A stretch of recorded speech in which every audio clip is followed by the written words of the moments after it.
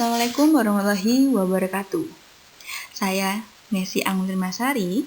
Pada kesempatan kali ini akan memaparkan terkait tentang mata kuliah keperawatan komunitas 2, yaitu pada kasus asuhan keperawatan komunitas dengan agregat anak dan remaja. Pada bab ini nantinya saya akan memberikan sebuah contoh kasus asuhan keperawatan komunitas dengan agregat remaja. Yang selanjutnya akan dilakukan pengkajian berdasarkan komponen Winshot Survey, lalu dilanjutkan dengan analisa masalah. Kemudian ditentukan yaitu prioritas diagnosa keperawatan yang bisa diambil dari pengkajian yang sudah dilakukan, lalu perencanaan keperawatannya seperti apa. Kemudian dilanjutkan dengan implementasi dan diakhiri dengan evaluasi. Berikut ini akan saya sampaikan. Berikut ini adalah salah satu contoh kasus asuhan keperawatan komunitas pada agregat remaja. Diketahui bahwa jumlah remaja di RW 006, Kota Depok RT 1 berjumlah 14 orang, sedangkan di RT 2 berjumlah 19 orang, di RT 3 berjumlah 12 orang, dan di RT 4 berjumlah 22 orang, dan di RT 5 berjumlah 34 orang. Lokasi tempat tinggal berada di RW 006, di mana berdasarkan hasil kuesioner didapatkan masalah kesehatan yaitu sejumlah 40% remaja mengkonsumsi atau menyalahgunakan narkoba atau nafsa, 35% remaja mengkonsumsi alkohol, lalu 70% remaja memiliki kebiasaan merokok, 55% seks bebas di kalangan remaja, sedangkan sejumlah 30% penderita PMS. Dan sekitar 15-40% remaja pernah terlibat dalam kekerasan seperti perkelahian dan tawuran. Ini adalah satu contoh pada kasus asuhan keperawatan komunitas agregat remaja. Dari contoh kasus ini, kita selanjutnya akan beralih kepada mengkaji apa saja yang bisa didapat pada contoh kasus ini. Baik, pada pengkajian berdasarkan komponen Winshot Survey, dibedakan menjadi dua, ada elemen, kemudian juga ada deskripsi. Pada bagian yang elemen ini terdiri dari yang pertama perumahan dan lingkungan daerah, kemudian yang kedua lingkungan terbuka, dan yang ketiga yaitu batas. Di mana pada perumahan dan lingkungan daerah, deskripsinya berupa bangunan yang dimana bangunan ini adalah penggunaan permanen terbuat dari tembok. Apakah bangunan ini juga dia semi permanen? Bisa dilihat dari lingkungan di warga tersebut. Kemudian arsitektur. Didapatkan bahwa hampir sama antara satu rumah dengan yang lain. Dan juga lingkungan terbuka. Apakah lingkungannya dilihat di sana luas wilayah RW 006 itu sekitar kurang lebih 100 hektar dengan kepadatan rata-rata rumah sekitar 9-10 rumah per 100 meter. Dengan kualitasnya berupa lahan terbuka digunakan untuk membuang hasil pembakaran sampah dan sampah basah. Jadi, pada kualitasnya di sini lingkungan terbukanya bisa berfungsi sebagai apa? Kemudian batas. Batas ini berupa batas wilayah, di mana batas pada bagian barat kelurahan X, kemudian batas bagian timur yaitu RW 001, dan batas utara dari desa ini ada berupa perumahan Y, dan batas selatannya berupa RW 004. Pada tahap ini masih mengulas tentang secara lingkungan, jadi secara perumahan, kemudian lingkungan terbuka, dan batas-batas wilayah. Selanjutnya pada pengkajian berdasarkan komponen Winshot Survey itu dilanjutkan pada tingkat sosial ekonomi. Bagaimana pemenuhan secara ekonomi tiap warga ataupun keluarga yang memiliki remaja. Pada tingkat sosial ekonomi orang tua yang memiliki remaja, sebagian besar diketahui bahwa tingkat menengah dengan mata pekerjaan sebagai pegawai swasta. Bisa pegawai negeri, swasta, dan wira swasta. Kemudian dilanjutkan pada kebiasaan. Kebiasaan ini terlihat bagaimana kebiasaan yang dialami oleh kelompok remaja tersebut. Yang pertama, Pada remaja tidak sering berkumpul-kumpul dengan lawan jenis. Jadi bisa terjadi untuk kumpul-kumpulnya bisa pagi, siang, ataupun malam. Kemudian yang kedua, remaja sering merokok pada saat berkumpul dan menggunakan obat-obat terlarang. Hal ini didapatkan pada saat tadi pada contoh kasus komunitas di atas, bahwa ada persentase di mana remaja melakukan merokok dan juga menggunakan obat-obatan nafsa ataupun obat-obatan terlarang. Dan yang ketiga adalah remaja pernah mengendarai kendaraan motor dalam keadaan mabuk. Ini juga ditemukan pada contoh kasus di atas. Kemudian beralih kepada transportasi, yang dimana transportasi menggunakan kendaraan pribadi, apakah menggunakan motor, sepeda, atau mobil, sepeda angin, atau sepeda motor, seperti itu. Dan itu juga menggunakan mobil angkutan umum ataupun jalan kaki. Jadi transportasinya menggunakan transportasi umum atau menggunakan transportasi secara pribadi. Diketahui 80% remaja memiliki kendaraan bermotor dan 30% remaja di wilayah tersebut menggunakan waktu luangnya untuk berkumpul-kumpul dengan temannya sesama geng motor. Hal ini untuk melakukan aksi kebut-kebutan di jalan raya.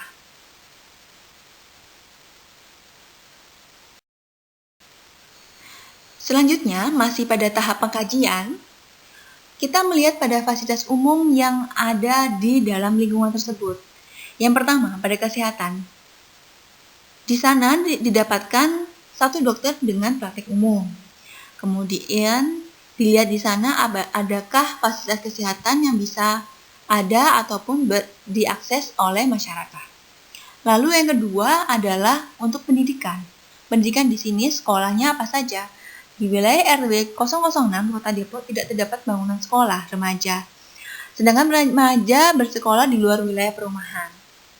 Hal ini membuktikan bahwa untuk dari segi pendidikan, untuk wilayah pendidikan tidak nampak pada di wilayah RW 006. Kemudian pada fasilitas umum secara keagamaan didapatkan bahwa satu masjid, tidak ada gereja ataupun tempat melakukan ibadah agama lain. Sedangkan pada faktor ekonominya, banyak terdapat home industry yang antara lain daur ulang sampah atau kardus, konveksi, dan isi ulang air. Jadi secara perekonomian, bagaimana kita melihat perkembangan ekonomi di warga atau masyarakat di lingkungan kelompok agregat remaja di lingkungan tersebut. Lalu pada pelayanan umum, tidak ada tempat pelayanan umum seperti kantor pos, bank, dan lain-lainnya di wilayah RW 006. Hal ini mengacu pada bagaimana stabilisasi dari contohnya pada kantor pos itu pengiriman barang, pengiriman uang, dan yang lain-lain. Lalu yang terakhir yaitu pada politik. Diketahui bahwa terdapat poster-poster politik di wilayah RW 006 karena saat itu akan dilakukan pemilihan untuk kepala desa dan juga acara pemilihan umum.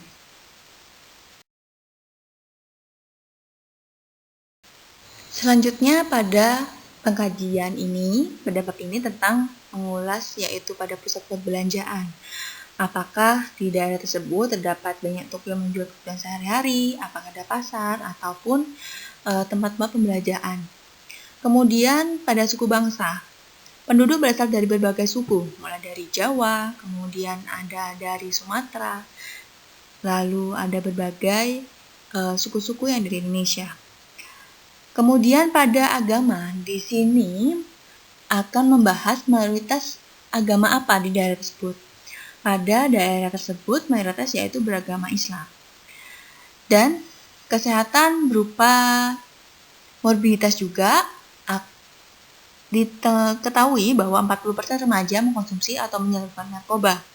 Kemudian 35% remaja mengkonsumsi alkohol, 70% remaja memiliki kebiasaan merokok, 55% seks bebas di kalangan remaja, 30% menderita PMS, 15-40% remaja pernah terlibat dalam kekerasan seperti perkelahian dan tawuran.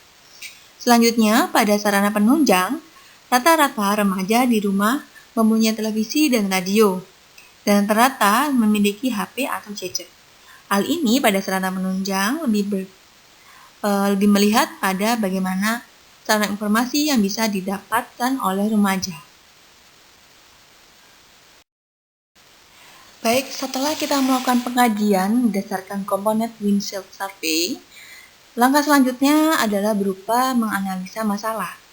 Analisa masalah ini terdiri dari data subjektif, data objektif, kemudian didasarkan pada diagnosa kepada komunitas yang bisa muncul dari beberapa data yang sudah ditemukan.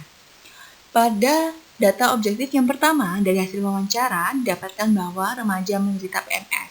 Dalam 1 bulan, 10 kejadian seks bebas terjadi. Data tambahan yang perlu dikaji berupa keadaan lingkungan sekitar berupa seperti apa. Sedangkan pada data objektif yang didapatkan, diketahui bahwa 55% seks bebas di kalangan remaja. Diketahui pula, terdapat 30% menderita PMS, 15-40% remaja pernah terlibat dalam kekerasan seperti perkelahian. Dari data yang ditemukan dari data subjektif dan objektif pada nomor 1 ini, diagnosa keperawatan komunitas yang bisa muncul yaitu berupa defisiensi kesehatan komunitas remaja di RW 006 Depok.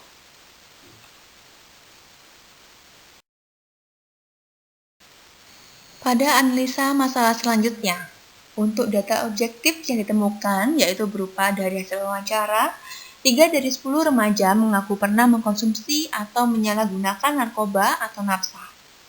3 orang remaja tersebut mengungkapkan bahwa kelurahan W terdapat sekitar 40% orang remaja yang menyalahgunakan narkoba. Beberapa remaja lain mengatakan sering menemukan sekumpulan remaja yang melakukan kumpul-kumpul.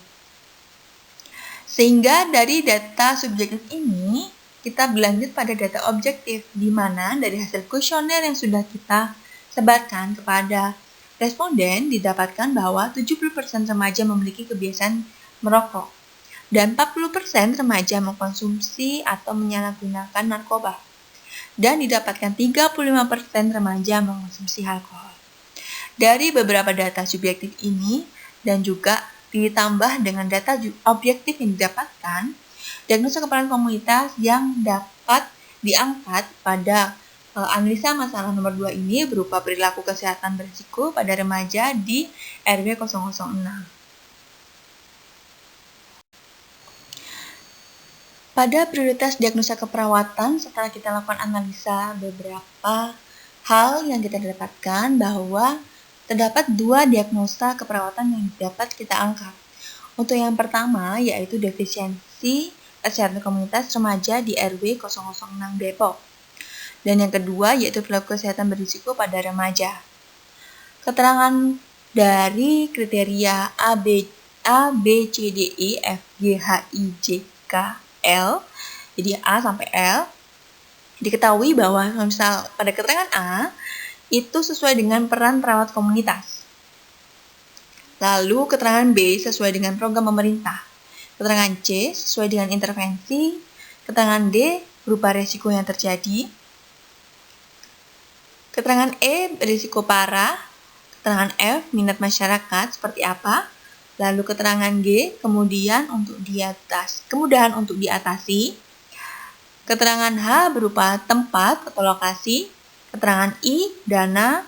Keterangan J waktu. Keterangan K fasilitas.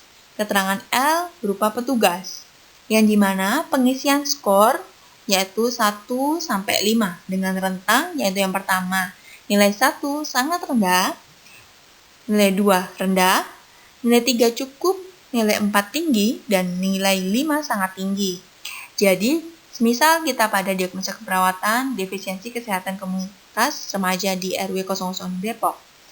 Pada untuk keterangan sesuai dengan peran perawat komunitas, bagaimana apakah defisiensi kesehatan ini dia tergolong penilaiannya, scoringnya seperti apa? Apakah sangat rendah, cukup, tinggi, dan sangat tinggi? Kemudian diisi antara rentang 1 sampai 5 pada kolom-kolom tersebut. Dari poin A sampai poin L, untuk defisiensi kesehatan komunitas di remaja di RW 006 Depok, ketahui jumlahnya berupa 43 poin. Sedangkan pada perilaku kesehatan berisiko pada remaja, itu didapatkan dari poin A sampai poin L sejumlah 33 poin. Dari sini dapat kita tentukan bahwa permasalahan paling utama yaitu pada efisiensi kesehatan komunitas remaja di LB 006 Depok. Selanjutnya pada rencana keperawatan kali ini, setelah data yang didapat, kemudian diagnosa yang ditentukan, dan juga akan muncul suatu domain yang dimana diagnosa pertama ini yaitu promosi kesehatan, dan kelas 2-nya yaitu manajemen kesehatan dengan definisi kesehatan komunitas, dan yang kedua yaitu perilaku kesehatan cenderung berisiko. Yang dimana tujuan diagnosa keperawatan ini berupa berkurangnya perilaku berisiko dalam masa kesehatan dan meningkatnya efektivitas pemeliharaan kesehatan pada agregat remaja. Pada NOC akan muncul suatu preferensi primer domain 4 pengetahuan kesehatan dan perilaku dengan kelas yaitu pengetahuan kesehatan level 3-nya yaitu berupa intervensi. Yang pertama bisa diberikan pengetahuan manajemen sakit akut, yaitu pengetahuan tentang proses penyakit, perilaku sehat, pengetahuan berupa promosi kesehatan, pengetahuan diet sehat, pengetahuan gaya hidup sehat, dan pengetahuan manajemen infeksi. Kemudian pada NIC-nya yaitu prevalensi primer, domain 3 perilaku kelas edukasi klien, lalu memberikan pendidikan kesehatan, memfasilitasi pembelajaran, mengajarin kelompok, pengajaran prosedur dan tindakan. Sedangkan pada domain 7, komunitas kelas C, berupa promosi kesehatan komunitas level 3, pemberian intervensinya ini terdiri dari 3. Yang pertama adalah manajemen kasus, yaitu pengembangan kesehatan masyarakat, pengembangan program. Selain itu juga bisa menggunakan pemasaran sosial di masyarakat. Sedangkan pada NOC, untuk yang preferensi sekunder domain 4, pengetahuan kesehatan dan perilaku kelas dan perilaku sehat dengan level 3, intervensinya berupa kepatuhan perilaku, kemudian perilaku promosi kesehatan, dan pencairan perilaku kesehatan. Dan pada NIC untuk preferensi sekunder, domain 3 berupa perilaku dengan kelas O berarti terapi perilaku, yang dimana intervensinya itu berada di level 3, berupa manajemen perilaku dan modifikasi perilaku. Sehingga pada domain 6, sistem kesehatan kelas G, manajemen risiko komunitas, itu akan bisa berupa NIC-nya manajemen rumah sakit atau manajemen penyakit yang diderita atau pada si klien tersebut.